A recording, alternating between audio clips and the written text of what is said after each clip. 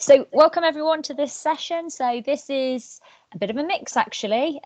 Should be a good start and an introduction to anybody interested in exploring a bit more about careers in marketing. And we've got a couple of, well, 3 guest speakers actually, which is really good, really great to have you on board. And they've got their cameras up, I think, or Jack's dropped off on his camera actually. We'll get them to give a wave in a minute. So we're going to be talking and hearing from both of our guests as part of the session today. And, you know, this is a chance for you to ask questions.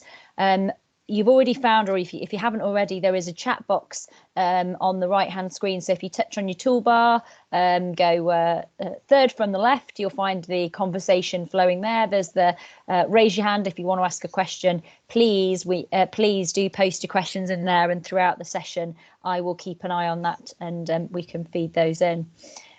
Just a couple of housekeeping bits, I guess, before we get going and get into the thrust of the session. Just on a practical point, you've probably done a few of these already, whether it's this week or other types of the video activities. So just from a sound point of view, while if as and when you're not speaking, if you can keep your mic off and also turn your video off, and that's nothing personal, I promise you. It's just seems to drain the data a little bit more quickly if we've got those switched on. And we are recording everything just so that we can share it with other students and graduates that want to take part or hear from the sessions, because we've got a lot of things running concurrently. So the recorder's on.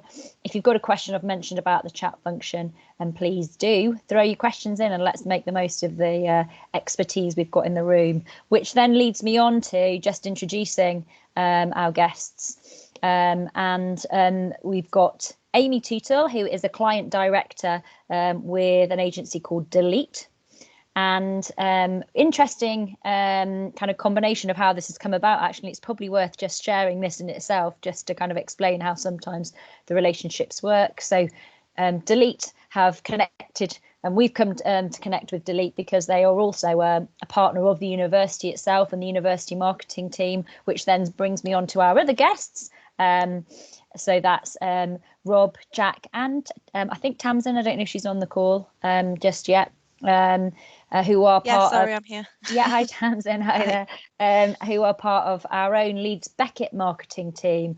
So hopefully we're going to get a flavour of what an agency experience looks like, working within that agency environment, with insight from Amy, and also then looking at what that's like and the kind of work and activity that's happening within the Leeds Beckett marketing team, and what you might class as in-house marketing. And hopefully they might share, we've just alluded to it in the pre-bit of the session there, a bit about the kind of projects that they interact on as well. There may be chance for that too. So like I say, do get posting your questions. You know, we want to make this as interactive as possible. We'll kind of add in some time as well towards the end, just to revisit anything we've not managed to cover. So I'm going to hand over to Amy, if that's all right. First of all, flick back a slide, and Amy, please get yourself loaded up, and I'll let you start with this next bit of the session. Thank you very much. Right then, let me just get this fired up.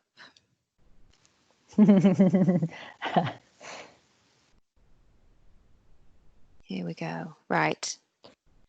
Can everybody see this? Yep. Yay. That's good. Okay. Hi, everybody. Thanks for having me this afternoon. I'm really pleased to be here and chatting with you guys. So my name's Amy Tootle. As Katie said, I'm a client director at Delete. I've popped my contact details up here on this first slide. So if you do want to fire any questions at me during these few slides, feel free to do so in that chat box. If not, or if you want to pick my brains on anything else after, do feel free to get in touch. So if you want to grab a quick screenshot or picture of my details, I'd love to hear from some of you afterwards. So I'll tell you a little bit about Delete. So we're an independent digital agency. So independent meaning that we're just owned by 2 guys that set the agency up about 20 years ago now. We're based in Leeds and London, as you can probably tell from my accent, and the fact that I'm talking to you guys today. I'm normally based in the Leeds office when it's not a lockdown. But because my role also involves a lot of client-facing interaction and a lot of new business pitches, those all tend to happen out of London, to be honest. So I tend to split my time between the two. So pre-lockdown was quite often back and forth between our two locations. I'll give you a quick overview of the sort of work that we do as an agency, because it's across quite a broad mix. So first one on this slide is strategy and consultancy. So this is about really helping our clients to understand what they need in terms of marketing and digital strategy, what that means for the business, and then how that translates into marketing plans. We produce creative and user experience design. So in the world of digital marketing, that's basically everything that a user would interact with or see as part of a digital marketing experience. We do website and app build, so that's the actual development of those digital products. We do content production, so be that content for websites, for blogs, for PR, for social, for advertising. Obviously, content is king. That's what we need to power our marketing. Digital branding. So we work with clients who obviously already have a brand, but sometimes it just needs a little bit of evolution so that it works in a digital space. So we might need to implement a little bit of digital branding to a project.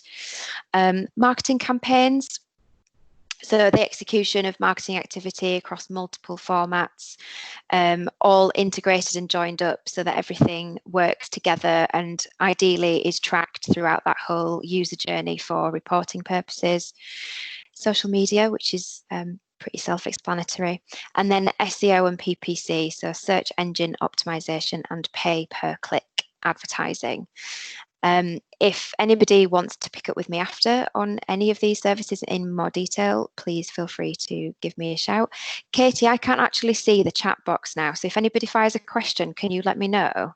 Absolutely, yeah. Great. No, I will plan to do that. So don't worry at all about the chat. I'll keep my beady eyes on it. Yeah. Thank you, because all I can see now are my slides, so I'm just going to plow on unless somebody stops me. One of the first questions I wanted to tackle is what actually is a client director, because I don't think it's a very common title, and to be quite honest with you all, we kind of made it up. The role that I do at Delete really is about looking after new clients that want to work with us as an agency. So for some agencies, they might call that business development, which kind of veers into the sales category, and that just doesn't sit well with me, because I don't like sitting in front of a client and them thinking, you're just here to sell to me. I'm not about that. It's more relationship nurturing for me, because my background is client services, client relationships. And what I want to be able to do is, look my client in the eye, get a real understanding of what it is that their needs are, and be able to advise them and give them my honest recommendation about what they might need for their marketing activity, and how as an agency we'll be able to help. And sometimes that might actually mean me saying, do you know what, Delete's not the right agency for you, or you're not quite ready to take on this project yet, you need to do XYZ first. But it's just all about giving the right advice, because I think once you've got that honesty and transparency in place with clients, it does wonders for the relationship. So I'm basically the first port of call for any new clients that want to work with Delete. So I'll take their brief, get an understanding of their requirements, ask loads of questions about their business. I'll also qualify the opportunity from our point of view. So do we want this work? Is it the right sort of client, cultural fit for the agency? Do they have enough budget? What are the timescales? So there's a few sort of housekeeping, sort of basic qualification questions that I will ask. But more importantly, it's about building a relationship and a rapport with that client, and making sure that they've got a really positive experience of working with Delete. And because it's new business and generating more work for the agency, that obviously means delivering proposals and pitches. So I do a lot of presentations and things like that. And before any of that stuff goes out the door, I'm sort of the final quality control sense check, because you know, that's the prime time for impressing new clients, and it's got to look good, and it's got to be right. So I sort of have to get that sense check from me before anything gets presented. Katie suggested it might be interesting for some of you if I just talk to you a little bit about actually how I got here. So I know some of you are on this journey at the moment, so I just thought I'd give you my background. I'm going right back to my A-levels, so you know what subjects I took there. So I did media, French, psychology and theatre. I studied at Boston Spa. I don't know if anybody knows where that is, the Boston Spa 6th. I'm a big believer in that idea of if you enjoy what you do, you'll never work a day in your life. So I just took the strategy of picking the subject areas that I really enjoyed, and I thought I'll carve a career path somewhere down the line off the back of that. But those A-levels got me into uni, so I went to Huddersfield University. My course was advertising, media and design management, which was basically an account handling course, although it wasn't called that. And to be honest, I didn't even know that that was a thing until after I graduated. But they basically ran our course alongside a creative course, and they gave us live client briefs to work on together. So it was sort of, there was real industry examples woven in throughout. So it was pretty good. Whilst I was at uni, I think I got to the end of my second year, and this is where I had an opportunity for an internship. One of the lecturers, part-time lecturers on my course, also had a little sort of design studio just outside of Huddersfield, and he offered me an internship. So I started working there for free, getting stuck into as much as I possibly could. And I sort of sandwiched it all together. So rather than doing, I don't know if some of you are on this decision-making process already, but rather than doing that full year out, I just sandwiched it all together. So when I came back to my third year, so if I looked at my timetable, if I had things going on 3 days of the week, the 2 days a week I had free, I was in the studio at Lightbulb, and just tried to get as much experience as I possibly could. I then graduated, had to dig out an old graduation picture off my hard drive. And then once I did graduate, Lightbulb offered me a full-time paid role. So it was really at that studio where I just got stuck into everything. So from one day to the next, I might be coding a website, design, doing some graphic design, artworking a brochure to send to print, having a client meeting, managing some social channels, just real hands-on across as much as I possibly could. And then I looked back at my hometown of Leeds and wanted to get into a slightly bigger agency in Leeds. So I joined Bloom. I was there for about 5 or 6 years, I think, in total at Bloom. And then sadly, they were bought by a bigger agency called J-Wing. It all went a bit downhill after that, to be quite honest. Slight sidestep in my career then. At J-Wing, I ended up in an artificial intelligence team. That is the extent of the team. It was those guys and myself, and it was really, everybody just got stuck into everything. So I was sort of doing team operational stuff, managing clients, doing new business. Always knew that it wasn't really what I wanted to do long term, but I put it all down to experience, you know, to say that I've had first-hand exposure to AI technology and the application of that in marketing, which, I mean, God, that's a completely separate subject area we could go into. But I do think AI is going to have a big impact on marketing in the future. So for me to have that experience, I'm quite proud of that. I think I was there for about 18 months before I then started looking for my next move, which leads me to Delete. So that's where I am now. So that was a quick whistle stop tour. And again, if you guys are sort of working all this out right now as well, and there's some ideas or thoughts that you want to sort of run past me, then feel free to do so. I'd be happy to give you my thoughts and advice.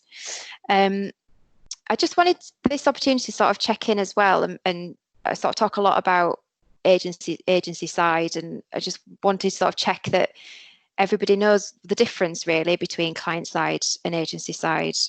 Do we know what that difference is? If anybody dares come off mute and offer a response or put a response in the chat box. I'll ask the question. Okay, let's see.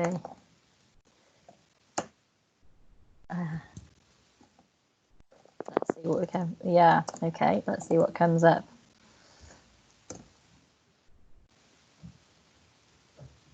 Pop in your questions, pop in your comments in the chat box if you can. Any definitions? No idea is a bad idea.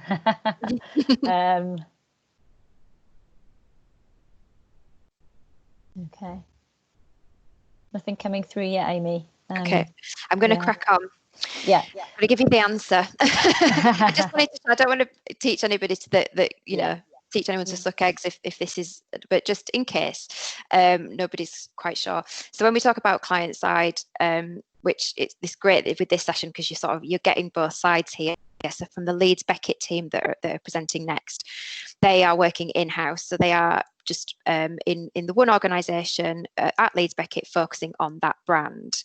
The difference then with agency side is that we're working with an agency across multiple client accounts. So it's a real variety of clients, not only different sorts of businesses, but also across different sectors. So as somebody looking after client relationships as an account manager, at one point, I might have had about 10 different clients. So it's quite a juggling act, and the trick is not to get stressed.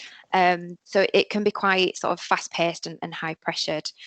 The next question I wanted to throw out to everybody, as I think, probably some of you are now looking out to Leeds and wondering what opportunities there might be for you out there. And if you are considering looking at agency side marketing roles, I wondered if you were aware actually how many agencies are there in Leeds and potentially on your doorstep. To help with this, I've given you 3 guesses. If you want to pop your guess in the chat box, so A, B or C. This is based on a piece of research that was done by one of my old bosses, actually, so using various data sources to try and get to a number. So yeah, it'd be interesting to see what everyone's coming up with for that. I'll come back to that at the end if you like. Yeah. Well, we've got some answers already, actually. Okay. We've got predominantly B, actually. I think mostly no, okay. More B's and C's, but more B's, I think, at the minute. More B's. Okay. Shall I reveal the answer now? So I don't want to make my X factor. Drum roll. Yeah. So the answer is actually C. So there's over 3,000 agencies in Leeds. So huge career opportunities right on your doorstep. So lots of people that you could be talking to and reaching out to and sort of building your network. So lots of opportunity. How am I doing for time, Katie? Yeah, you're okay. Yeah, we've got probably another 10 minutes if that's all right, Amy, if we want to build in some time for questions as well. Brilliant. I've just popped just an interest just to kind of ask what people's thoughts are around their preference around client side, inside. So do pop in your comments on there as well, please. And that'd be good just to understand where people are leaning at the minute. Yeah. Brill, thank you. So the next thing I want to, I guess just to give you a bit of a snapshot really, about a day in the life. I've not got slides for this now, so I'm going to come off this now, so you can just. Is that working? Is my screen gone? Yeah. Yeah, it's gone. Right, cool. So you can just see my face. But yeah, I just thought I'd give you a snapshot about some of the things that I would do sort of on a pretty regular day. One of the things I always do before I even get to the office, so when I first wake up, is make sure that I watch or listen to the news. And the reason for that is, if as an account manager or somebody that's responsible for a client's marketing, this might sound a bit gloomy, but if there is a specific thing that's happened that might impact one of my clients' businesses, then I need to know about it before I get to the office, because then I know I'll have to deal with something. There's a really gloomy, dramatic example of this. I don't know if anybody's watched Mad Men, that series about advertising in the 50s. Yeah. Disgustingly sexist, but fantastic bit of television. But there was an episode where there was a plane had crashed, sadly, and it wasn't a plane. So that the agency had an account that was an airline. I think it was Mohawk Airlines. It wasn't a Mohawk plane that had crashed, but their reaction was to obviously pull all of the Mohawk marketing and advertising, because it's just that sort of common knowledge that, you know, at that point, if there was something like that to happen, the sort of consumer feeling towards airline and air travel might be quite negative and quite low. And the last thing you want is for your client to be paying thousands of pounds for media placement at the side of, you know, a really negative news story. So making sure you keep on top of latest affairs and news and stuff is quite critical, especially because things happen so quickly. So a few things that I would do typically, we'd all come together as a team for a bit of a resource planning session. I know this sounds really dull, but as an agency, we sell our time. So if we're delivering a project for a client, we sell that based on how long it will take us to deliver that work. So what that means is we might have multiple clients that all have projects in flight, and we need to make sure that we plan our resource with, you know, multiple people in the studio to make sure that all our client work gets delivered on time, and that everybody gets their equal share of that resource. So it's quite a challenge sometimes trying to fit it all in, especially when I'm going to have a dig here, especially when your client doesn't get back to you with feedback when they say they're going to. And that can sort of knock out all the planning that you've done. So it's quite a juggling game trying to get everything to work. Obviously, constantly sort of checking emails, making sure that, you know, nothing's landed in my inbox that needs sort of urgent attention. And then I might take a call with a new client. So a call that I took yesterday, actually, to give you an example, is from a brand called Microlite, which is a push share brand. They're actually owned by Silver Cross. If anyone's heard of Silver Cross, they're sort of like beautiful. It's an institution, isn't it? It's beautiful, big vintage looking prams. So Microlite is a sub brand within that group, and they're after some support for their marketing across website, social, SEO, PPC, the full mix really. So I've just taken their brief, asked them a load of questions, and then we'll be taking that away and putting a proposal together for what we think we would recommend, so we can pitch that to them. So they've got the team on with that at the moment. Another thing I might do is report back to the senior management team in the agency on our sales performance. So we have, obviously, as a business, we want to succeed. We've got sales targets to hit. And it's my job to report back to the agency management what our sales, I know I don't like the term sales, but it is what it is, but how we're tracking, you know, how many opportunities we've got coming in, how many new clients we're speaking to. You know, we, as an agency, we want to keep growing 20% year on year. That's what we've been achieving over the past few years, and we want to maintain that. So I sort of make sure I keep reporting back as to how we're actually tracking against that target. And then I might spend an afternoon working on a client pitch presentation. A lot of what I do is pulling together pitch decks.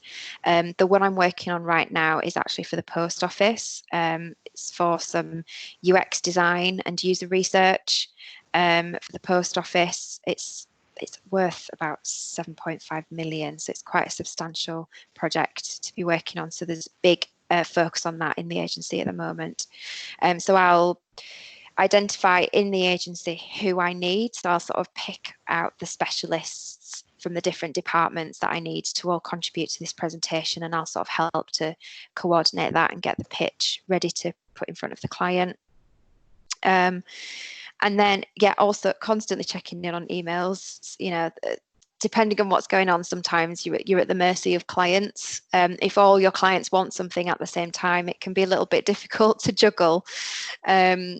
You kind of, yeah, you're at the mercy of your client needs rather than being able to manage your own time sometimes.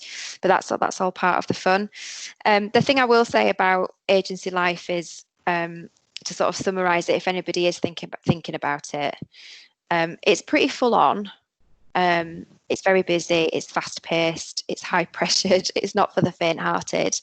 But having said all of that, it's a really exciting, dynamic environment, real variety, a real mix of clients. So you're going to get exposure to a lot of different businesses, different challenges, different areas of marketing. And also I think I'd be interested to see actually what the Beckett marketing team think about this, but I think in agencies you tend to get quite bold characters, like a real eclectic mix of people as well. And I don't know if that's necessarily the case for client side either, because I've always been agency. So yeah, it's peaks and troughs. It's sometimes can be really stressful, but it's also a lot of fun. I know that's really cliche, but it can be at the same time.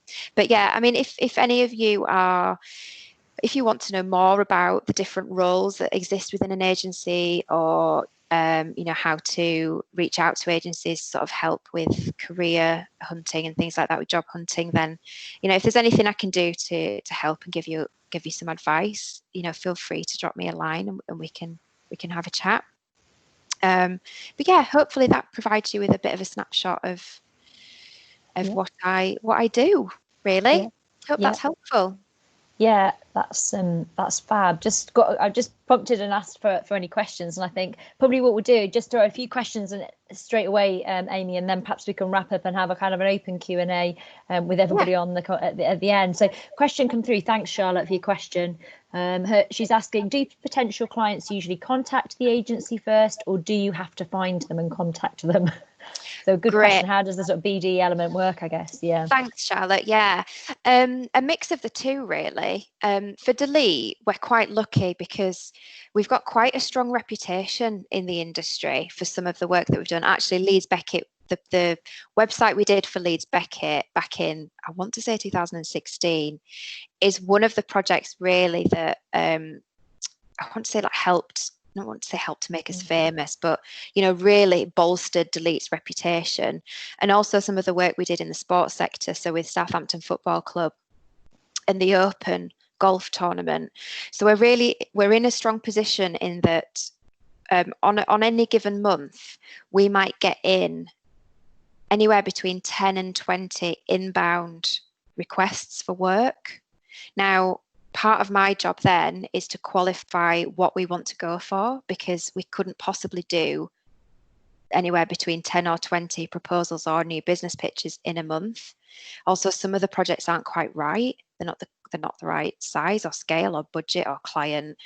So it's part of my job is to pick the best ones, the ones that we've got the most chance of winning, the ones that are more aligned to who we are and what we do and the sort of work we want to look for.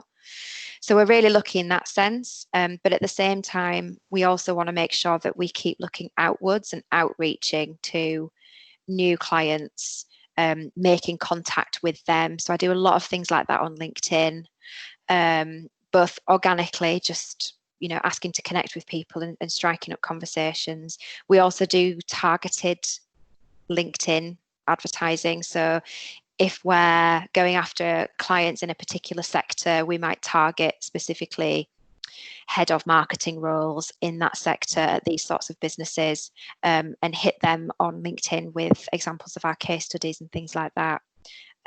We don't do anything because I think it's sort of a dying craft, but things like cold calling, even though I've got the headset for it, that sort of cold calling.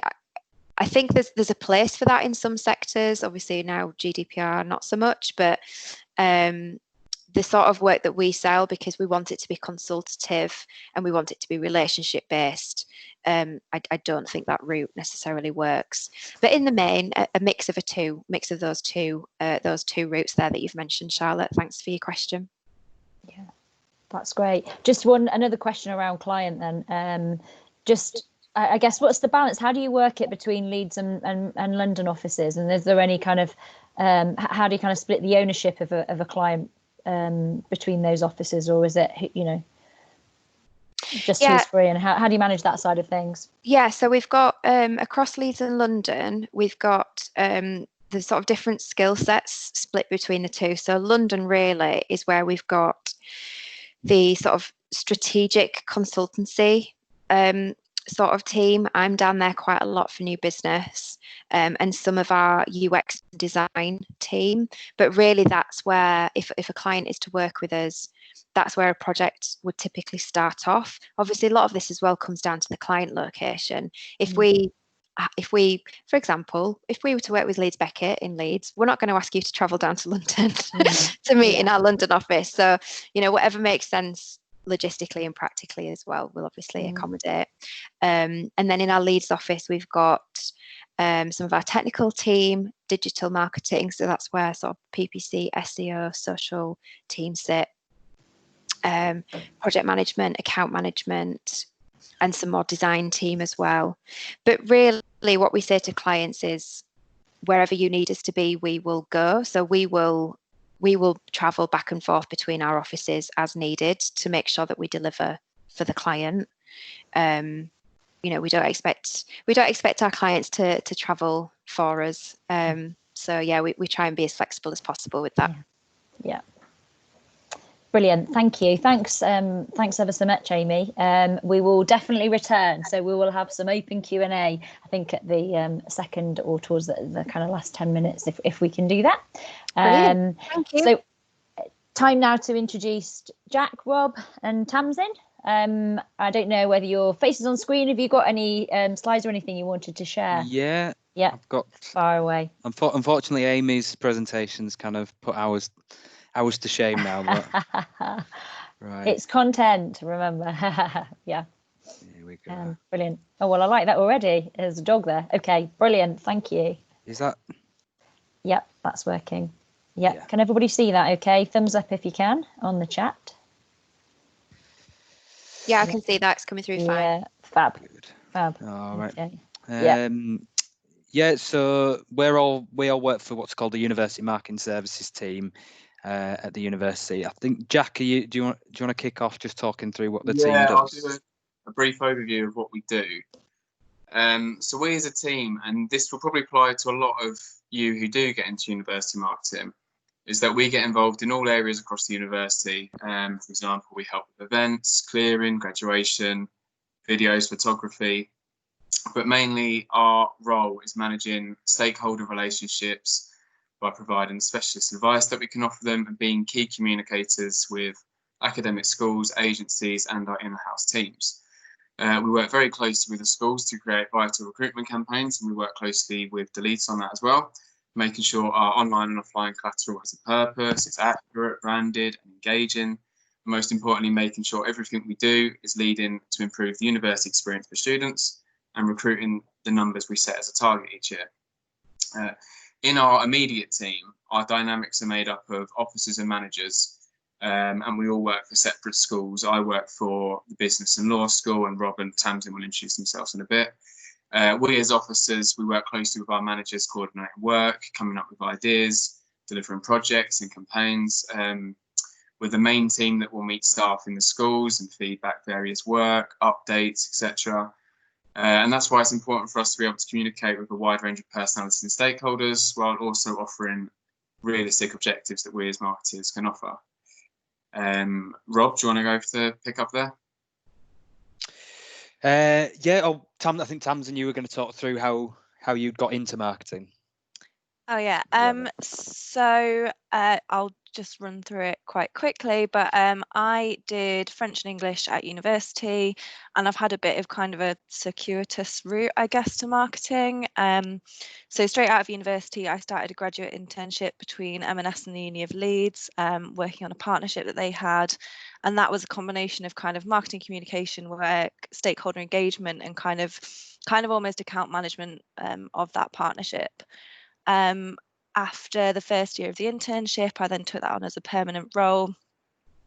And then, so I was working between M&S and the Uni of Leeds for about 5 years. And in the last 2 years, I moved down to London and was kind of doing that role in reverse. So the same thing, based in London, but managing that partnership. After that, I came back up to Leeds and took on kind of an internal communications role for a short period of time with a retail business, and then came to Leeds Beckett following that in marketing. So quite kind of a bit of a zigzag in terms of career for me. Yeah, and for me, it sort of similar to Tamsin is that I didn't do a marketing-based degree at university. I did history and politics at Manchester, and then I came out of university, worked a few different jobs that weren't actually within marketing, and then decided I wanted to build a career in doing something. And I had a friend who was actually setting up a business, so I helped them with that whilst also researching marketing, and found it was something I had an interest in and a passion for. So my first job was actually in agency side. So I actually worked for a shopper marketing agency. So what shopper marketing agencies do is work with clients. It can be brands or it can be supermarkets. In this case, I worked with Asda, and it's to use research and various different tactics in order to try and drive sales of particular ranges or types of goods within supermarkets. So it can be everything from looking at, increasing sales on one particular item, or coming up with a big campaign that works out how you might increase the amount of products that are sold to mothers or a particular group in supermarkets. And then moved on from there to a more traditional advertising agency for a couple of years, working. So whilst I was at the shopper marketing agency, that was working with the one big client, but at the advertising agency, it was looking after several clients at one time, so getting a bit more variety. And then once I was leaving there, I wanted to sort of change direction slightly, and I decided higher education was something I had a passion for, so I kind of combined that with my career and moved into marketing. So I was going to talk about a bit of the difference between in-house and agency, but I think Amy did a really good job on kind of talking you through what the difference is between those two. So I'll maybe just kind of take it more from the in-house side and what's different about that to agency. So when you're working with in-house, one of the big differences is your relationship to the brand. So that's kind of the distance you have from the product that you're selling and the brand that you're selling. So when you work in an agency, it's kind of somebody else's baby that you're helping to promote, and it's their values that you want to promote. Whereas when you're working in-house, it's the place that you're going to work every day. It's the people you're working with. It fills all of your time is working on that particular company. So you can kind of, it's one advantage that might be over agencies is you can really immerse yourself in that brand. That then ties into how much freedom you have when making decisions about how you're going to market a product. When you work at an agency, there is a lot of creativity, and you've got a lot of scope for trying different things and proposing different strategies. But at the end of the day, you kind of have to take on the opinion of the client. The client kind of gets the final say at the end of the day. Whereas when you're working in-house as the client, you get to make more of those decisions and have a bit more freedom in that way. In terms of who you're responsible to, that's a bit where doing the job we do at Leeds Beckett, we're kind of in a funny little middle ground, because we actually support various deans and higher up academics. So although we're in-house, we also we're kind of responsible to them. So there isn't a black and white between agency and in-house all the time. We do have people above us who we're kind of responsible to, and who have the final word.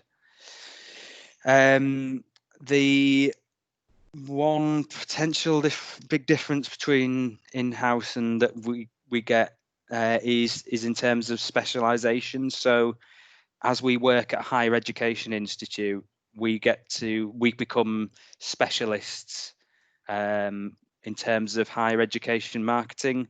So, having sort of industry knowledge, knowing what's going on with the market, sort of changes in things like legislation, getting down into that absolute detail that you might not necessarily get if you've got to manage a few clients at the same time is kind of a benefit to working in-house. So if there's a particular industry that really appeals to you and specific aspects of that, then going in-house is kind of might be for you. Pace and pressure, Amy mentioned this. So at agency, it's a lot faster pace. The pressure is, your clients are wanting you to deliver to specific goals, a particular return on investment, and they'll expect sort of, they're pushing to get as much out of you for the amount of money that they spend with you.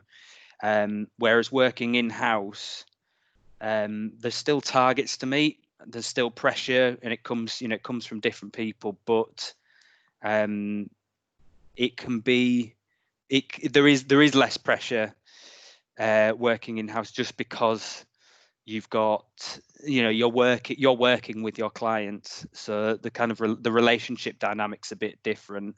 And then working in a massive organization like a university as well, the pace can be a lot slower. It takes a lot longer for people to make decisions, so it's not necessarily as fast. There is an element of job security as well, or the benefits you get are different between in-house and agency. Not all agencies are set up in this way, but it can be, especially for smaller agencies, that they're relying on the contracts they've got with one or two big clients, and these can be up for renewal every year. So if those contracts don't get renewed, then your job is gone. Whereas, working for a sort of not stable organization, but a bigger organization like a university that is going to be there year on year, it can kind of absorb dips and negative points. Then your job is a bit more secure. And then lastly, just to kind of go over a typical day, I don't know if Jack and Tamsin want to add to this as well, but there's not a one specific typical day for us. We'll always, I guess the main thing we work on is on a campaign basis. So depending on what time of year it is, whether it's sort of in summer and September, we'll be focusing on when people are filling out their UCAS applications. So there's big campaigns across, various channels, including social media and email, and we'll be monitoring what's going on with those. And then as you get into the spring of the following year, it's then working on making sure people accept their offers and converting people into actually enrolling at university. So I don't know if Jack and Tamsin, you want to say anything about day-to-day activity? Well, we also meet a lot of key people, so we stay close contact with deans and academics, and that's a way to make sure that all the information on course pages and the website's completely up to date and stuff. So that's quite typical every day, I think, really get in touch with them. Yeah, and I mean, I think it sounds a bit cliche, doesn't it? But like Rob's right, there isn't really a typical day, because there is a certain amount of planning and a pattern to things, but then also depending on a load of different circumstances, things kind of fly in from left field. So it could be around increased conversion, depending on kind of what numbers are looking like in terms of applications, for example. So there may be that if a certain area is looking weak, you might have to respond to that. So it's kind of there are kind of elements of the reactive as well as the kind of planned activity, I suppose. Yeah. And then I think we're just going to quickly talk through from an in-house perspective, or from working at the university, what are the kind of objectives and key considerations we take on with marketing. Yeah, so I mean, I'll try not to repeat anything that's already been said, but kind of, as I think both Rob and Jack said, the main objective, the really kind of key thing is student recruitment. That's kind of why we're all here. Without students, we wouldn't have a university or anywhere to work. And there are kind of numbers and figures that are kind of associated that we're required to try and to kind of conduct marketing campaigns and activity in order to hit those numbers. So that's kind of first and foremost, really. Rob's also mentioned that we're kind of a bit of a odd hybrid in some ways between in-house and client facing. So we are in-house in the sense that we represent the university and kind of the university brand, but we almost kind of have two customer bases really, and one of those is the schools we work with, so the academics, the deans, the professional staff within those schools, and the other kind of wider audience, I guess in some ways the more important audience for the overall student recruitment target, is obviously the students, and that's not always, that's kind of something that you really have to work on, is to kind of balance the requirements of the internal audience versus the requirements of the external audience. We've kind of touched on planning really, but that's kind of a key aspect and consideration of the role. What's kind of quite well, it depends how you like to work, but what's quite nice in some ways about higher education marketing is that it does work with a set rhythm year on year. So the application cycle is the same, the activity that you will be doing might change, but the targets and the points in the year at which you're doing them tend to, you know, they follow the same pattern. So you're always kind of, you have a plan, you know what's coming, and it's just about what you do in order to kind of meet the objectives that you've been set.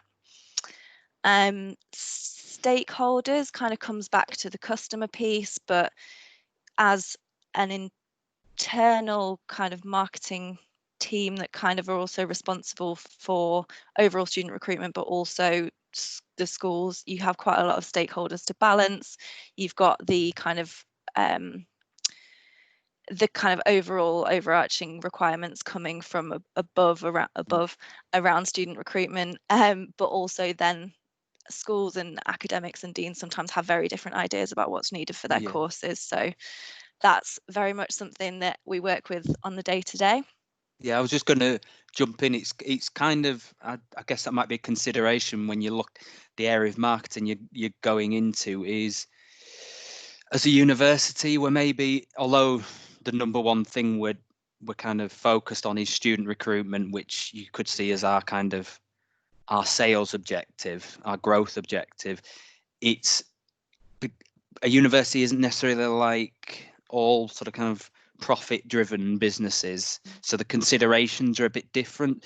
How we can operate, how we can target people is set a lot by, you know, government legislation, and then it's also set by people higher up in the university, their sort of their political objectives for what type of university we're going to be, what kind of research the university is going to want to deliver.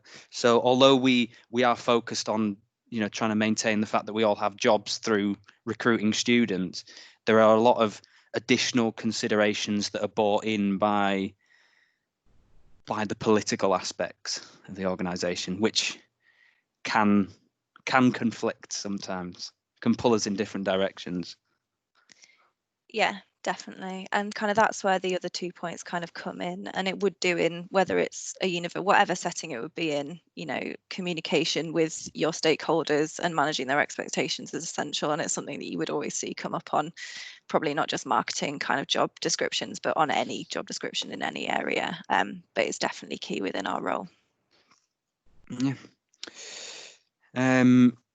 So lastly, I think Michael had just asked if we had any advice for people that were going into marketing at the moment. I expect this will be something that will come up in the Q&A that we'll have after this. So we'll just kind of barrel through some of these, and these are they might be a little bit generic. So it's just sort of some top line considerations for what you might want to think about when you're going into marketing. So firstly, it's quite a good practice to sort of always think about, review, and then check in after a few months about what you think your own strengths and weaknesses are, what you're good at, what you're bad at, whether you want to improve in those areas where you think that your weaknesses are, or whether you want to, you know, whether you want to actually sort of steer your career to where where your strengths may lie, and at the same time looking at your preferences. So I think Amy mentioned in her presentation about, if you really enjoy what you're doing,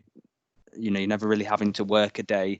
So if you can really identify what it is that you enjoy doing and what aspect of marketing you like, and try and plot out a route and try and work out how you might develop to do more of that with your job, that's never a bad thing to do.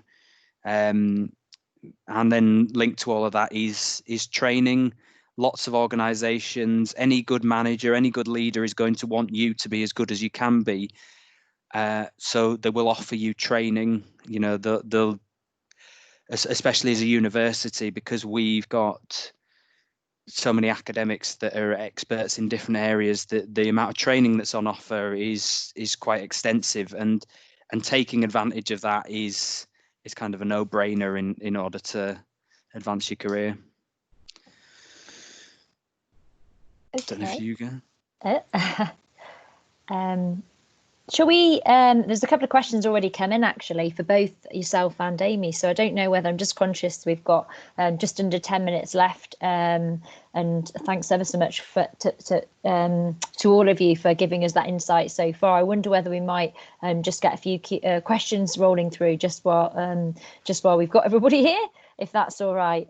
First question has a big thumbs up from everyone actually, which Mike popped in, and then a number of people have put in an added thought. So what advice would you give to students or graduates on how to spend their time at the moment during lockdown to improve their chances of getting into marketing?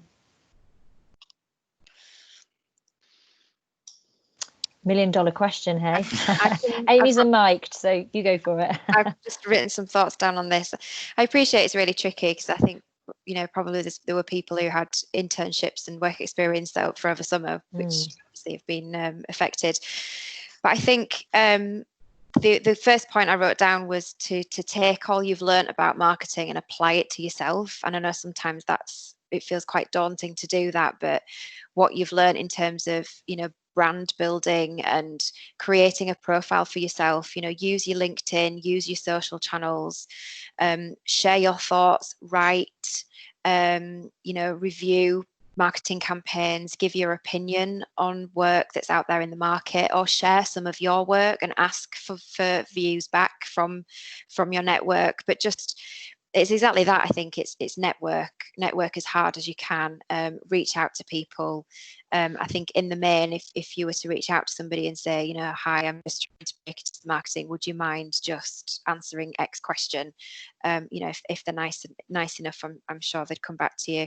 But yeah, just speak to as many people as possible, get as much experience as you can, and just try out as many different things as possible to get a feel for what you like, what you don't like, what you're good at, what you're not good at, and sort of hopefully try and shape a bit of a path. Yeah, that's good. And that fits very much with the theme of today, actually, which is very much about building connections and networks. Are any of you aware, any of you part of any particular networks, marketing networks or forums that are established in Leeds or in and around the area? I know a lot of these have moved online now, so be good to know if there's anything you'd recommend. I'm not. I used to be involved in some of that stuff, but not so much now. The one that does come to mind is, it's not strictly just marketing, but Leeds Digital Festival is always a good one. There's always a ton of events. I think they took that digital this year as well, so keep an eye out for that next year. But I think when it comes for sort of virtual networking, I don't think you can get any better than LinkedIn. Just connect with as many people as possible and just be really active on that channel. Even if you just you're posting little things, they don't really have to be groundbreaking things, but just be visible, get your voice on there, and just start to build your profile and connect with as many people as possible. From an in-house point of view, I don't know whether Rob, Jack, or Tamsin, or indeed Amy might have a view. How important do you think it is to feel really kind of bought into the brand that you're marketing, or is that something you can turn your hand to? Well, one of my clients is Biffa Bins. Okay. Well, it's a very not to be underestimated. Yeah. And I've also had like a double glazing client, and Okay. so I think the agency party line is Yeah. it doesn't really matter what the brand is, but it's more the relationship thing for me. So even if it's the client at the double glazing brand, if they're a great client to work with, and you've got a good relationship there, then it makes the work enjoyable. Yeah. Yeah, I definitely think it does help if you've got, you can see why this is a good product or why you'd have a passion for that. It's a lot easier to be genuine in communicating about it. And even if it's a if it's a boring product, it's not that exciting a product, but if a company's selling a product, they're usually fulfilling a need, and if they're a company that's doing it really well, you can find a reason why you think they're a good brand to communicate around, even if it is double glazing or whatnot. Great, It's thank important. you. It's important to understand the brand as well, because especially at university, we've got to get a lot of approval with any work we get through. So if you fully know the brand, you know the sort of work that we'll get through, and you can be creative with what you got. Because if you just go to left field and completely ignore what the brand is offering, it will never get approved. Yeah. I think as well, I mean, Rob talked about preferences around advice and kind of thinking about what you kind of prefer to do or what you're good at, but I think it's also the kind of place you want to work for. So, if you're working with lots of different clients, that's one thing. If you're working for one brand, then that it may be that those relationships and that brand is something that you can get on board with. If it's not, then maybe that's not the right decision or the right way to be going. So, but it is also remarkable what you can get enthusiastic about within kind of a work setting. I mean, you work on project. I used to work on projects between kind of Uni of Leeds and M&S, and find myself talking about stuff that I had no idea about really, but it's kind of remarkable what becomes interesting when you start to work for the place, if that makes sense. Yeah, no, that's great, thank you. A few more questions popping up then. Well, a comment first of all, and Olivia, thank you. We've been posting these on our website, so she's just flagging in picking up on Amy's point around building experience, just mentioning about the Bright Network, who are doing 3-day virtual internships in different areas of the business, and there is one focused on marketing. She says the deadline is tomorrow, so we've been advertising those on My Hub, so anybody interested, definitely have a look at those. And they're running with some really some of the kind of high profile corporates as well, so you'll get some interesting insight, I'm sure. Question again, where do you think marketing, so this is for everybody really, where do you think marketing is headed for the future or in the future, and how do you think the current situation we're in will it affect or impact the industry? Or indeed also perhaps what effects have you seen so far in your respective either sectors or in your case client with multi-clients, Amy? What's happening? I think the two things I've just written down is AI and algorithms, which probably all the things that we probably saw in sci-fi films a few years ago, which is now reality. And I think just from my experience of working on AI as well, I do believe that is where marketing is headed. I think we're going to see a lot more of it being automated. Now, that's not to say that means we're all going to be out of jobs, so nobody panic. We're a very creative race, and we have we've been able to invent new jobs. I mean, my job title's bloody invented. So I think the jobs that exist today will probably be different. We will be freed up if we automate the stuff that can be automated for marketing execution. Then I think we'll be free to focus on the bit that the robots can't do. So the creative thinking, the strategic thinking, and I think that's where we're going to see a big shift. And then in terms of how the current situation will change the industry, I was just telling the guys before that we started the call that I was on a seminar with Twitter yesterday, and they've done some data analysis into Twitter content, and they've extracted that only 6% of people want things to go back to exactly the way they were before the pandemic. So I think we're going to see huge changes. I think businesses who can be much more flexible, and remote working will continue to do so. I think COVID has helped be the digital transformation driver for many organisations. So I hope this new normal sticks around for quite a while. Mm-hmm. Absolutely. Yeah. I don't know if you've got anything to add there in terms of, what are you involved in? We are quite close to time. In fact, we're just about a minute over, so we'll got a couple more questions. But have you seen anything particularly you'd summarise in terms of how your roles have changed at Beckett in the team there, and the kind of marketing activities or things you're particularly focused on now as a consequence of the changes? We've had the one big thing we have is in the summer is your open day period. So this is having obviously hundreds and maybe thousands of people coming onto campus. So that's been a big learning curve for us, is moving all of that online. And as Amy says, it's kind of a change that probably was coming, but I think it's been bumped forward by 5 years or something, and everybody's had to come to grips with it.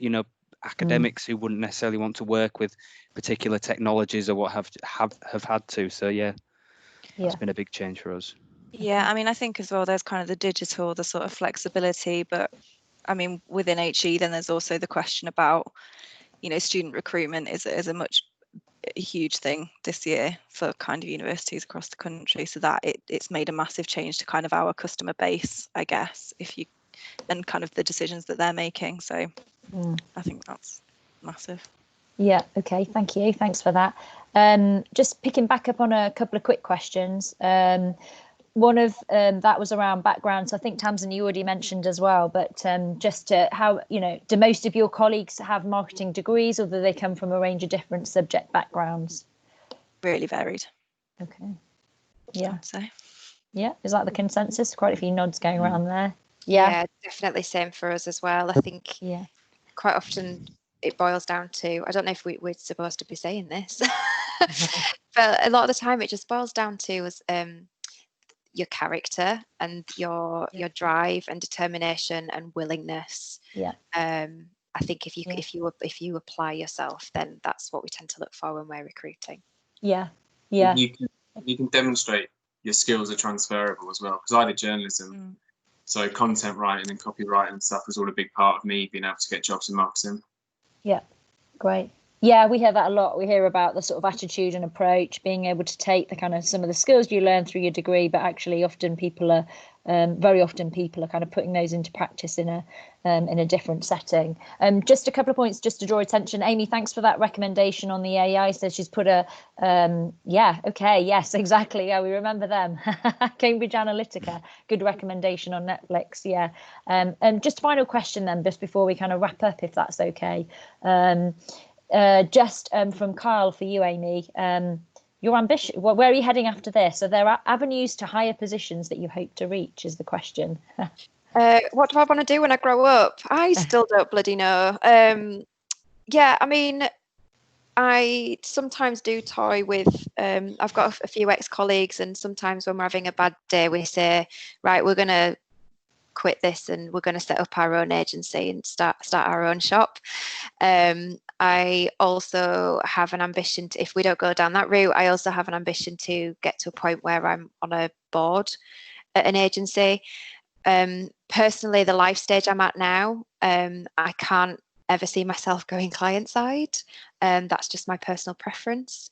So I'd love to get to a point where I'm in a board level position at an agency. That's on my vision board at the moment. That all might change, who knows? Yeah. Okay, great. Thank you. Thanks very much for that.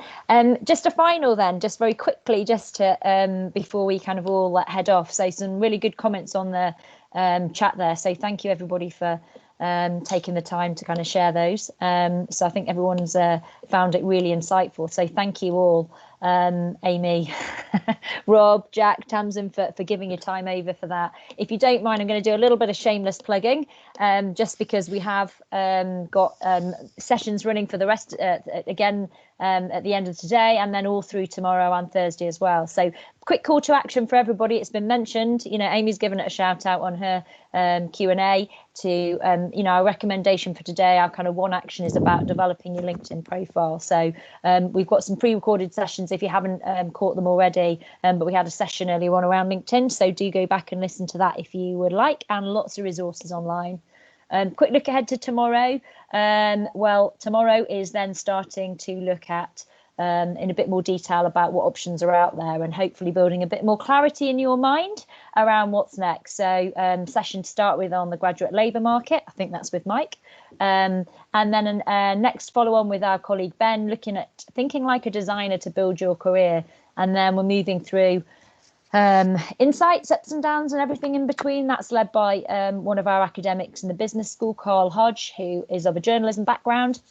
And then we have Q&A, Careers in Sports Coaching, with Jonathan Pendlebury, who is the England under-18s head coach for RFU, and then finally moving you through to think about action planning and then where to look for jobs. So the bit.ly link at the bottom of the screen takes you to the My Hub page to make your booking. And then just finally, for those of you that answered yes to the question, I'm here as part of the Make It and Mentoring program, then you'll have already heard back from Mike and Tasha to let you know about a session tomorrow. So if you haven't already spotted or caught that one, then please make sure you get yourself booked onto that, and we'll be kickstarting that next phase. And we're really grateful to Jack, Tamsin, Rob and Amy, who are all supporting that initiative as well, along with a number of other individuals as well. So final thank you then to everybody, and if you have any feedback, please do pop any other points in the chat box. But just to say thanks very much again to Amy, Jack and